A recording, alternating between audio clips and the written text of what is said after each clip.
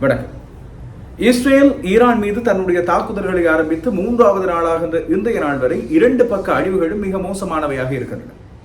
இன்றைய நாளிலும் பரஸ்பர தாக்குதல்கள் இடம்பெற்றன. இதிலே ஈரான் தொடர்ந்து அழுத்தமாக இஸ்ரேல் முதலில் தாக்குதல்களை நிறுத்தட்டும், அதுக்கு பிறகு எங்களுடைய பதிலடி தாக்குதல்களை நாங்கள் நிறுத்துவோம், நாங்கள் செய்வதெல்லாம் பதிலடி தாக்குதல் என்பதை மிக தெளிவாக சொல்லிக் கொண்டிருக்கிறது.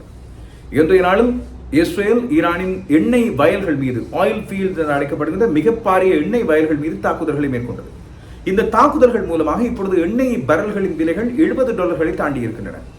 அதுவும் ஷஹரான் என்று அழைக்கப்படுகின்ற ஒரு பிரதேசத்திலே இஸ்ரேல் நடத்திய வான்வழி தாக்குதல்கள் காரணமாக எண்ணெய் வயல்கள் தீப்பற்றி எறிகின்ற காட்சிகள் உலகம் முழுவதும் மிக பெரும் கவலையையும் அதிர்ச்சியையும் வெளிப்படுத்தி இருக்கின்றன. குறிப்பாக இந்த ஈரானின் தெற்கு பகுதியில் இடம்பெற்ற இந்த தாக்குதல்கள், அந்த மிக பெரும் எண்ணெய் வயல்கள் கட்டாரோடு தொடர்புபட்டவை என்பது மிக முக்கியமான ஒன்று.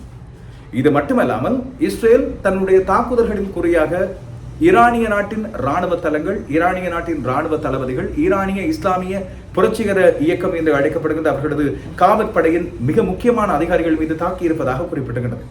அவ்வாறான 9 மிக முக்கியமான அதிகாரிகளை, குறிப்பாக 5 கமாண்டர்களை தாங்கள் கொன்றொழித்திருப்பதாக இஸ்ரேல் இப்பொழுது குறிப்பிட்டுகின்றது. ஈரானும் தன்னுடைய பதில் தாக்குதல்கள் இன்றைய நாளில் டெல் அவீவ் மற்றும் ஹைஃபா போன்ற நகரங்கள் மட்டுமல்லாமல் ரமாத் கான் என்று அழைக்கப்படுகின்ற இஸ்ரேலின் டெல் அவீவ் மாநிலத்தில் இருக்கின்ற மற்றொரு பிரதான நகரம், அந்த நகர பகுதியை பொறுத்தவரையில் இஸ்ரேலின் ஹைடெக் நகரம் என்று சொல்லக்கூடியது, தொழில்நுட்ப நகரம். அங்கே அதிகமான வைத்தியசாலைகள் இருக்கின்றன, அதிகமான வசதிக்கான பல்வேறு நிலையங்கள் இருக்கின்ற இடம். அந்த இடத்தை முற்றாக தாக்கி அழித்திருப்பதாக சொல்லியிருக்கிறது. இதை இஸ்ரேலும் ஏற்றுக்கொண்டிருக்கிறது. இது மட்டுமல்லாமல் அடுத்த தாக்குதல்களில் ஜெருசலேம் தாக்கப்படலாம் என்பது எதிர்ப்பு கூறப்பட்ட ஒரு விடயமாக இருக்கிறது. 2 பக்க அழிவுகளையும் பல பேர் அவதானித்துக் கொண்டிருக்கும் போது இஸ்ரேல் தன்னுடைய அழிவுகளை பற்றி பெரிய அளவில் தகவல்களை வெளியிடுவதில்லை. இதுவரைக்கும் 7 பேர் மட்டுமே இறந்திருப்பதாக இஸ்ரேல் தரப்பு செய்திகள் சொல்கின்றன. IDF என்று அழைக்கப்படுகின்ற இஸ்ரேலிய பாதுகாப்பு தரப்பு தங்கள் பக்க அழிவுகளை பொறுத்தவரையில் காயங்கள் அதிகமாக ஏற்பட்டிருக்கின்றன. இப்பொழுது அந்த காயங்களுக்காக சிகிச்சை அளிப்பதற்காக வைத்தியர் குழாம் ஈடுபடுத்தப்பட்டிருப்பதாக குறிப்பிட்டுகின்றனர். அதுபோல தங்களுடைய காவல் கோபுரங்கள் மீண்டும் பணிகளில் ஈடுபடுத்தப்பட்டிருப்பதாகவும், ஈரானிடமிருந்து வருகின்ற ஆயிரக்கணக்கான ஏவுகணைகள் தடுக்கப்பட்டிருப்பதாகவும் குறிப்பிடுகிறது. மறுபக்கம் ஈரானை பொறுத்தவரையில் தன்னுடைய அழிவுகளை ஓரளவுக்கு வெளிப்படையாக சொல்லிக் கொண்டு வருவதாக தெரிகிறது. இதுவரைக்கும் 2 தரப்புகளிலும் சேர்த்து இன்று 3வது நாள் மொத்தமாக 80 பேர் பலியாகி இருப்பதாக சுயாதீன ஊடகங்கள், சர்வதேச ஊடகங்கள் தெரிவிக்கின்ற வேளையில் 7 பேர் தான் இஸ்ரேலில் என்று சொன்னால் 70 பேருக்கு மேலே ஈரானில் தான் பலியாகி இருக்கின்றார்கள் அந்த கேள்வி எழுகிறது. ஆனால் மக்கள் குடியிருப்பு பகுதிகள் மீது இஸ்ரேல் தாக்குதலை நடத்தி இருக்கிறது என்பதுதான் ஈரான் சொல்லுகின்ற குற்றச்சாட்டு. எனவே இந்த நாளில், குறிப்பாக நேற்றைய நாளின் தகவல் தொகுப்பிலிருந்து இந்த 24 மணித்தியாலங்களுக்குள் ஏற்பட்ட முக்கியமான அழிவுகள், முக்கியமான தாக்குதல்கள், அதுபோல இடம்பெற்ற சில முக்கியமான மாற்றங்கள் குறித்து ஒரு விசேட தொகுப்பை இந்த செய்திகளிலே கொண்டு வருகிறேன். இந்த நேரத்தில் இப்பொழுது யார் தலையிட்டால் இந்த யுத்தம் ஓயும், இந்த 2 நாடுகளுக்கு இடையிலான பதற்றம் தனியும் என்று உலகம் கருதுகிறதோ அவர் டொனால்ட் ட்ரம்ப். இஸ்ரேலை ஏவி விட்டவர் என்று பல பேரால் குற்றம் சாட்டப்படுகின்ற ஒருவர் தன்னுடைய 79வது பிறந்த நாளை வந்து கொண்டாடுகிறார். அதுவும் மிக கோலாகலமான கொண்டாட்டம். $45 மில்லியன் அமெரிக்க செலவில் அமெரிக்காவின் பெருநகரங்களில் அது கொண்டாடப்பட்டுக் கொண்டிருப்பதாக, குறிப்பாக வாஷிங்டனில் மிக பெரும் ஊர்வலம் ஒன்று நடத்தப்பட்டிருப்பதாக சொல்லப்படுகிறது. ஆனால் அது அமெரிக்க ராணுவத்தின் 250வது நிறைவு விழாவை கொண்டாடுகின்ற ஒரு நிகழ்ச்சி என்று சொல்லி டொனால்ட் ட்ரம்பின் அரசாங்கம் அறிவித்திருக்கிறது. இது ஒரு எதேச்சாதிகார போக்கு. டொனால்ட் ட்ரம்ப் தன்னை ஒரு சர்வாதிகாரியாக நிலைநிறுத்துகிறார். தனக்கு எதிரானவர்களையும் அமெரிக்காவுக்கு எதிரான நாடுகளையும் எச்சரிக்கை விதமாகவே இந்த ராணுவ அணிவகுப்பு ஊர்வலம் தன்னுடைய ராணுவ பலத்தை அவர் வெளிப்படுத்தி இருக்கிறார் என்று சொல்லப்படுகிறது. அமெரிக்காவில் டொனால்ட் ட்ரம்புக்கு எதிரான ஊர்வலங்களும் நடந்திருக்கின்றன. அவை பற்றியும் சுருக்கமாக இந்த செய்தி தொகுப்பிலே பார்க்கலாம். இந்த 24 மணித்தியாலங்களுக்குள் ஈரான் இஸ்ரேல் நாடுகளுக்கு இடையிலான பதற்றம் அதிகரித்திருப்பது உண்மை. டெஹ்ரானில் இஸ்ரேல் மீண்டும் மீண்டும் தாக்குதல்களை நடத்தியிருக்கிறது. டெஹ்ரானில் உள்ள எண்ணெய் கிடங்கை இஸ்ரேல் தாக்கியதாக ஈரானிய எண்ணெய் அமைச்சகம் கூறுகிறது. அதுபோல ஈரான் தலைநகர் டெஹ்ரானில் உள்ள ஷஹரான் எண்ணெய் கிடங்கை இஸ்ரேல் தாக்கியதை பிபிசியும் பின்னர் உறுதிப்படுத்திக் கொண்டது.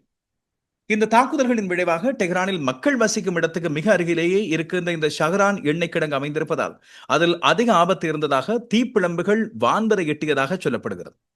மறுபக்கம் இஸ்ரேல் ராணுவம் மீண்டும் ஒரு தடவை இன்னும் ஒரு தகவலை கொண்டு வந்தது. ஈரானின் அணுசக்தி உள்கட்டமைப்பை தாங்கள் தாக்கியிருப்பதாக. இதில் டெஹ்ரானில் உள்ள உட்கட்டமைப்பில் தங்களால் குறிவைத்து தாக்கப்பட்டதாக சொல்லியிருந்தது. அதற்கு பிறகு இஸ்ரேலின் தாக்குதல்களுக்கு பதிலடியாக ஈரான் இஸ்ரேலின் மீது சரமாரியாக ஏவுகணைகளை ஏவுகிறது. டெல் அவீவ் நகரத்தை குறிவைத்து தாக்குதல்கள் மேற்கொள்ளப்பட்டிருந்தன. குறைந்தபட்சம் 3 பேர் நேற்று இரவு கொல்லப்பட்டிருக்கலாம் என்று ஆரம்பத்திலே ஈரானின் தகவல்கள் குறிப்பிட்டிருந்தன. அதற்கு பிறகு டெல் அவீவ் அருகே நடந்த மற்றும் ஒரு குடியிருப்பின் மீதான தாக்குதலில் 60 வயது பெண் ஒருவர் கொல்லப்பட்டதாக இஸ்ரேலிய அவசர சேவையான மெகா டேவிட் அட்டோமி என்று சொல்லப்படுகிற MDA தெரிவித்திருந்தது. பல பேர் காயமடைந்திருந்தார்கள். அதன் பிறகு ஈரானின் குறி இஸ்ரேலின் வடக்கே உள்ள ஹைஃபா அருகே உள்ள ஒரு குடியிருப்பு பகுதியை நோக்கி தாக்கப்பட்டதாக இஸ்ரேல் ராணுவ பிரிவு அறிவித்திருக்கின்றது. ஈரானின் மிக முக்கியமான எண்ணெய் வட பிரதேசம், ஒரு எண்ணெய் வயல் பிரதேசம் கடுமையாக இஸ்ரேலின் தாக்குதலுக்கு உள்ளானது. இதன் அடிப்படையில் ஏராளமான எண்ணெய் வளங்கள் பாதிக்கப்பட்டிருப்பதாக சொல்லப்பட்டது. ஆனால் இஸ்ரேல் இது பற்றிய நேரடி தகவல் எதையும் உறுதிப்படுத்தாவிட்டாலும் தாங்கள் ஈரானிய ராணுவத்தின் அணு ஆயுத திட்டம் தொடர்பான இலக்குகளை குறிவைத்ததாக தெரிவித்திருந்தது. ஈரானின் தலைவரான அயத்துல்லா அலி கமேனி இஸ்ரேலின் இந்த தாக்குதல்களுக்கு கடுமையான தண்டனை தங்களிடமிருந்து கிடைக்கும் என்று உறுதிப்படுத்தியிருந்தார். பதிலுக்கு இஸ்ரேலின் பாதுகாப்பு அமைச்சர் காட்ஸ் இஸ்ரேல் மக்கள் வசிக்கும் சிவில் பகுதிகளை நோக்கி தாங்கள் ஏவுகணைகளை வீசியதன் மூலமாக ஈரான் எச்சரிக்கை கோட்டை தாண்டி இருக்கிறது, சிவப்பு கோட்டை தாண்டி விட்டது என்று கண்டனம் தெரிவித்திருக்கிறார். நேற்று வெள்ளிக்கிழமை முழுவதும், இன்று சனிக்கிழமை முழுவதும் தொடர்ச்சியாக இஸ்ரேல் ஈரானின் மீது தாக்குதல்களை நடத்தி இருக்கிறது. இதில் இஸ்லாமிய புரட்சிகர காவல் படை தலைவர் கொல்லப்பட்டதாக கூறப்பட்டிருந்தது. 9 முக்கியமான தலைவர்கள் கொல்லப்பட்டது இப்போது வரை உறுதிப்படுத்தப்பட்டதாக செய்திகள் தெரிவிக்கின்றன. இதில் இஸ்லாமிய புரட்சிகர காவல் படையின் 9 முக்கியமான தலைவர்கள் கொல்லப்பட்டதை இப்போது சுயாதீன செய்திகள் உறுதிப்படுத்தி இருக்கின்றன. கொல்லப்பட்ட 9 பேரில் 5 பேரை பற்றிய தகவல்கள் இப்பொழுது உறுதியாகி இருக்கிறது. ஹொசைன் சலாமி என்று அழைக்கப்படுகின்ற IRGC என்று அழைக்கப்படுகின்ற இஸ்லாமிய புரட்சிகர விடுதலை படையின் தலைவர், அதுபோல முகமது பகேரி என்று அழைக்கப்படுகின்ற ஈரானின் ராணுவ கூட்டுப்படையின் தளபதி, கோலாம் அலி ரஷீத் என்று அழைக்கப்படுகின்ற கட்டாம் அல் அன்பியா என்று அழைக்கப்படுகின்ற ஒரு படைப்பிரிவின் தலைமை அதிகாரி, அதுபோல IRGCயின் வான்வெளிப்படையின் உத்தரவிடுகின்ற அதிகாரியான அமீர் அல்லி ஹஜிசையிடம் கொல்லப்பட்டிருப்பதாக இப்பொழுது ஈரான் உறுதிப்படுத்தி இருக்கிறது. இன்னும் 4 முக்கியமான அதிகாரிகள் இவ்வாறு கொல்லப்பட்டிருப்பதாக இஸ்ரேல் அறிவித்திருந்தாலும் ஈரான் அவர்கள் காயமடைந்திருப்பதாக சொல்லியிருக்கிறது. ஈரானிய படைகளை பொறுத்தவரையில் இந்த இஸ்லாமிய புரட்சிகர விடுதலை படை என்று அழைக்கப்படுகின்ற IRGCN அமைப்பிலே 3 லட்சத்துக்கும் அதிகமான படையினர் இருக்கின்றார்கள். அதுபோல இதன் தரைப்படை, வான்படை என்று தனித்தனியான பிரிவுகள் இருக்கின்றன. இஸ்ரேலில் மொத்தமாக இருக்கின்ற படைகளை விட ஈரானின் படைகள் 4 மடங்கு அதிகம் என்று கருதப்படுகிறது. அங்கே மொத்தமாக 1 மில்லியனுக்கும் அதிகமான துருப்புக்கள் இருப்பதாகவும் இவர்களது படைப்பலம் மிக அதிகமானது, அந்த தங்களுடைய மிக பெரும் படைப்பலத்தை சீண்டி பார்க்க வேண்டாம் என்பதை ஈரான் அடிக்கடி கொடுக்கின்ற ஒரு எச்சரிக்கை. இப்படி இருக்கும்போது இன்றைய நாளில் ஈரானின் மிக முக்கியமான அணு ஆயுத படைத்தளமும் தாக்கி அழிக்கப்பட்டதாக இஸ்ரேல் உரிமை கூறுகிறது. இஸ்ஃபஹான் என்று அழைக்கப்படுகின்ற ஒரு பிரதேசத்தில் உள்ள அணு ஆயுத தளம் தாக்கி அழிக்கப்பட்டிருக்கிறது. இதன் மூலமாக ஈரானின் ஏவுகணை பலம், அணு ஆயுத பலம் ஆகியன பாதியாக குறைக்கப்பட்டிருப்பதாக இஸ்ரேல் அறிவித்திருக்கிறது. ஏற்கனவே சர்வதேச ரீதியில் அடையாளம் காணப்பட்ட, கடந்த காலங்களில் அமெரிக்காவினால் கண்டனம் தெரிவிக்கப்பட்ட 4 முக்கியமான அணு ஆயுத தளங்கள் ஈரானில் இருப்பதாக குறிப்பிடப்படுகிறது. இந்த தாக்குதல்கள் நடத்தப்பட்டதாக இஸ்ரேல் அறிவித்து ஒரு சில நிமிடங்களில் இஸ்ரேலின் மீது முக்கியமான கடுமையான தாக்குதல்களை ஈரான் மேற்கொண்டது. இதிலே பெட்யாம் என்று அழைக்கப்படுகிற ஒரு பிரதேசம், ஹைஃபா பிரதேசத்தின் ஒரு சில பகுதிகள், அதுபோல இஸ்ரேலின் டெல் அவீவுக்கு அருகே உள்ள மிக முக்கியமான ஹைடெக் நகரமான ரமாத்கான் ஆகியன தாக்கி அழிக்கப்பட்டன. ரமாத்கான் நகரம் முற்றுமுழுதாக சிதிலமடைந்து போயிருந்தது. ஹைஃபா நகரத்தில் உள்ள எண்ணெய் கிடங்குகளும் தாக்கி அழிக்கப்பட்டன. எனவே 2 தரப்பிலும் மிக முக்கியமான எண்ணெய் குதங்கள் தாக்கி அழிக்கப்பட்டதன் காரணமாக பெருமளவு பொருளாதார பாதிப்பு ஏற்பட்டதாக சொல்லப்பட்டது. இஸ்ரேலின் தலைநகரமான டெல் அவீவில் அதிகமான மக்கள் குடியிருப்பு பகுதிகள் மீது தொடர்ச்சியான ஈரானின் தாக்குதல்கள் அங்கே பேரழிவுகளை கொடுத்துக் கொண்டிருப்பதாக சொல்லப்படுகிறது. இதை தொடர்ந்தும் தாக்கி அழிக்கும் முயற்சிகளில் ஈரான் ஈடுபட்டால் ஈரானின் மீது கடுமையான தாக்குதல்களை தாங்கள் மேற்கொள்ள இருப்பதாக இஸ்ரேலும் கடுமையான எச்சரிக்கையை வெளிப்படுத்தி இருந்தது. இன்று இஸ்ரேலின் தாக்குதலுக்குள்ளான ஈரானின் மற்றொரு மிக முக்கியமான பகுதி அங்கே உள்ள இயற்கை எரிவாயு வயல். உலகத்தின் மிகப்பெரிய இயற்கை எரிவாயு வயல் இது. அதாவது உலகத்தின் மிகப்பெரிய ஆயில் ஃபீல்டு என்று அழைக்கப்படுவது. இந்த இயற்கை எரிவாயு வயலானது தாக்கப்பட்டது மிக முக்கியமான ஒரு திருப்பம். அதுபோல ஈரானை மீண்டும் சீண்டி விடுகின்ற ஒரு செயல் என்று சர்வதேசம் கருதுகிறது. இன்று சனிக்கிழமை அன்று இஸ்ரேல் ஈரானின் புஷேர் மாகாணத்தில் கடற்கரைக்கு அப்பால் அமைந்துள்ள உலகத்தின் மிகப்பெரிய இயற்கை எரிவாயு இருக்கின்ற பகுதி, அந்த பகுதியை ஈரான் கட்டாரோடு பகிர்ந்து கொள்கிறது. தெற்கு பார்சி என்று சொல்லப்படுகின்ற ஒரு பகுதி, அந்த பகுதியில் உள்ள எரிவாயு வயலை தாக்கி இருக்கின்றது. இதன் காரணமாக ஈரானின் எரிவாயு உற்பத்தியை பெருமளவில் இது தாக்கி இருக்கும் என்று சொல்லி கருதப்படுகிறது. இந்த தாக்குதல் வேண்டுமென்று திட்டமிட்டு சீண்டி விடப்பட்ட ஒரு செயல் என்றும் ஈரானின் பொருளாதார மையத்தை குறிவைத்து இஸ்ரேல் நடத்திய தாக்குதல் என்றும் கருதப்படுகிறது. எனவே தொடர்ந்தும் இஸ்ரேல் இப்படியான தாக்குதல்களை நடத்தினால், ஏற்கனவே நேற்று ஈரான் கடுமையான எச்சரிக்கையை பிறப்பித்திருந்தது அமெரிக்கா, பிரான்ஸ், பிரித்தானியா போன்ற நாடுகளுக்கு. இவை இஸ்ரேலுக்கு உதவுகின்ற தளங்களாக இருக்கின்ற வேளையில் அந்த தளங்கள் மீதும் தங்களுடைய தாக்குதல்கள் நடக்கும் என்று ஈரான் எச்சரித்திருந்தது. எனவே இப்படியான பதற்றம் குறிப்பாக ஈரானின் எண்ணெய் பிரதேசங்கள் மீது இஸ்ரேலினால் நடத்தப்பட்டால் இன்னும் அதிகமான தாக்குதல்கள் இஸ்ரேலின் மீது மட்டுமல்லாமல் கட்டாரின் சில எரிசக்தி செயற்பாடுகள் மீதும் இருக்கும் என்று சொல்லி கருதப்படுகிறது. ஆசிய மற்றும் ஐரோப்பிய நாடுகளில் உள்ள இந்த எண்ணெய் விநியோக சங்கிலியையும் அதிகமாக பாதிக்கும். எனவே உடனடியாக இதை கட்டுப்பாட்டுக்குள் கொண்டு வர அமெரிக்கா, ஐரோப்பிய யூனியன் போன்ற நாடுகள் இஸ்ரேலோடு பேச்சுவார்த்தை நடத்த வேண்டும், தாக்குதல்களின் உக்கிரத்தை குறைக்க வேண்டும், இல்லாவிட்டால் முடிந்தால் உடனடியாக யுத்த நிறுத்தம் ஒன்றுக்கு இரண்டு நாடுகளும் இணங்க செய்யப்பட வேண்டும் என்று வேண்டுகோள்கள் இப்பொழுது முன்வைக்கப்படுகின்றன. இதேவேளையில் நேற்று நடத்தப்பட்ட இஸ்ரேலில் நடத்தப்பட்ட ஈரானின் தாக்குதலில் இலங்கை பெண் ஒருவருக்கு காயம் ஏற்பட்டதாக இலங்கை தூதரகம் உறுதிப்படுத்தி இருக்கின்றது. இஸ்ரேலின் பேட்யாம் நகரில் வசிக்கின்ற இலங்கை பெண் ஒருவரே காயங்களுக்குள்ளானதாக சொல்லப்படுகிறது.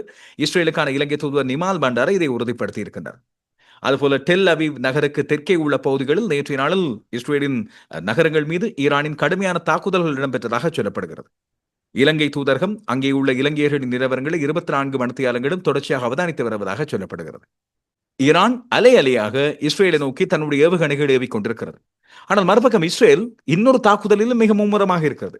இன்றும் பலஸ்தீனின் காசா பகுதி மீது இஸ்ரேல் தாக்குதல்களை நடத்தியிருக்கிறது. இந்த கொடூர தாக்குதல்களில் 37 பலஸ்தீனியர்கள் கொல்லப்பட்டிருக்கலாம் என்று இப்போது வெளிவருகின்ற செய்திகள் தெரிவிக்கின்றன. இந்த விடயங்கள் மத்திய கிழக்கு நாடுகளை சீண்டுகின்ற ஒரு விடயங்களாக இருக்கின்றன. ஆனால் இஸ்ரேல் ஈரானின் யுத்தம் போல அதிக அளவில் பலஸ்தீன மக்களின் தாக்குதல்கள் உலகத்தின் கண்களால் பார்க்கப்படவில்லை என்ற கவலையும் கோபமும் பலரால் தெரிவிக்கப்பட்டுக் கொண்டே இருக்கிறது.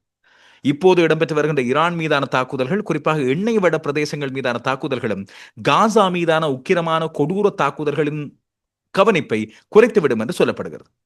இந்த சூழ்நிலையில் தான் அமெரிக்க ஜனாதிபதி டொனால்ட் ட்ரம்ப் தன்னுடைய கோலாகலமான 79வது பிறந்த நாள் கொண்டாட்டத்தில் இன்று நாளில் ஈடுபட்டிருக்கிறார். இந்த கொண்டாட்டம் அமெரிக்கர்களால் கடுமையாக எதிர்க்கப்படுகின்ற ஒரு செயற்பாடாகவும் அமைந்திருக்கிறது. அவர் தன்னுடைய சொந்த பிறந்தநாள் கொண்டாட்டத்தை ஒரு சர்வாதிகாரி போல, கடந்த காலங்களில் ஆப்பிரிக்காவில் இருந்த பல்வேறு சர்வாதிகாரிகள் தங்களை முடிசூடும் மன்னர்களாக அறிவித்துக் கொண்டதை போன்ற ஒரு நிகழ்வாக காண்பித்திருக்கின்றார் என்று அமெரிக்க ராணுவத்தின் 250வது நிறைவு நிகழ்வு என்பதை தாண்டி இது டொனால்ட் ட்ரம்பின் தனிப்பட்ட பிறந்தநாள் கொண்டாட்டமாகவே பார்க்கப்பட வேண்டியது என்று பல பேர் கண்டனம் தெரிவித்திருந்தார்கள். இவ்வாறு டொனால்ட் ட்ரம்புக்கு எதிராக நடைபெற்ற இன்றைய நாளின் ஒரு ஊர்வலத்திலே துப்பாக்கிச் சூடுகள் இடம்பெற்ற சம்பவமும் பதிவாகி இருக்கின்றது. இது பற்றி தொடர்ச்சியாக அமெரிக்கா அவதானித்துக் கொண்டிருக்கிறது. அதேவேளை அமெரிக்காவின் டொனால்ட் ட்ரம்ப் தன்னுடைய பிறந்தநாள் செய்தி போல ஒரு செய்தியை தெரிவித்திருக்கிறார். யுத்தம் இப்படி தீவிரமாக இருந்தால், குறிப்பாக இஸ்ரேலின் பொதுமக்கள் கட்டமைப்புகள் மீது ஈரானின் தாக்குதல்கள் நடைபெற்றால் அமெரிக்காவும் இந்த போரில் இறங்க வேண்டி இருக்கும் என அவர் குறிப்பிட்டுள்ளார். ஆனால் ஈரான் இதற்கு நேரடி பதிலடி எதையும் கொடுக்கவில்லை. ஆனால் மாறாக தங்களுடைய எண்ணெய் வளங்கள் மீதும் அதுபோல மக்கள் குடியிருப்புகள் மீதும் இஸ்ரேலின் தாக்குதல்கள் இடம்பெற்று வருவதால் தாங்கள் அணு ஆயுத விவகாரம் குறித்து, அணுசக்தி உற்பத்தி குறித்து அமெரிக்காவோடு நடத்த இருந்த பேச்சுவார்த்தைகளுக்கு இது இடையூறாக அமையும் என்று தகவல் தெரிவித்திருக்கிறது. தொடர்ந்து வரும் நாட்கள், முக்கியமாக தொடர்ந்து வரும் மணித்தியாலங்கள், இரு தரப்பிலும் இடம்பெறும் தாக்குதல்கள் இன்னும் அதிகமாக அவதானிக்கப்படும். இந்த யுத்தத்தின் உக்கிரத்தை ஒன்று படுமோசமாக அதிகரிக்கும், இல்லாவிட்டால் ஏதோ ஒரு தரப்புக்கு மிக பெரும் இழப்பை கொண்டு வரும் என்பதை உலகம் இப்பொழுது அவதானித்திருக்கின்ற விடயம்.